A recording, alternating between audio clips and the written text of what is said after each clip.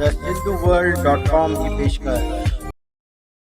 जा सिंधी अखर आहिनि बाखड़ो, ठोड़ो या गंजो।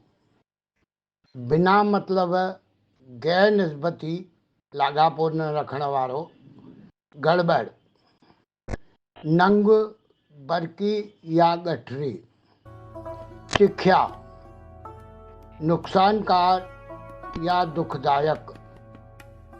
साॻिए अर्थ वारा अंग्रेजी ऐं हिंदी अखर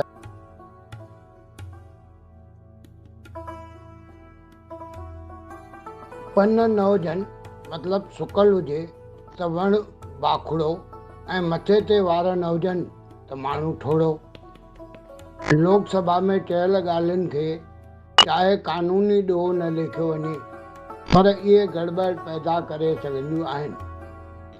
ॻोठाणा अलॻि अलॻि नंग न खणी सामान जी गठरी ठाहे मथे ते खणंदा आहिनि। टीम TSW जी सिंधी भाषा वाधारे जी कोशिशुनि में सहयोग ॾियण लाइ तव्हां बेहद घटि ख़र्च ते हिकु वीडियो स्पॉन्सर करे सघो था।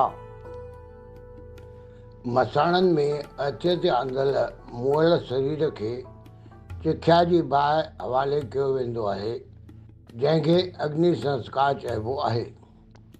वासुदेव मोहीअ जे सुर्ॻवास जी ख़बर न सिर्फ़ दुखदायक पर सिंधी अदब लाइ नुक़सानकार बि हुई। सिंधियत सुहिणी रहे।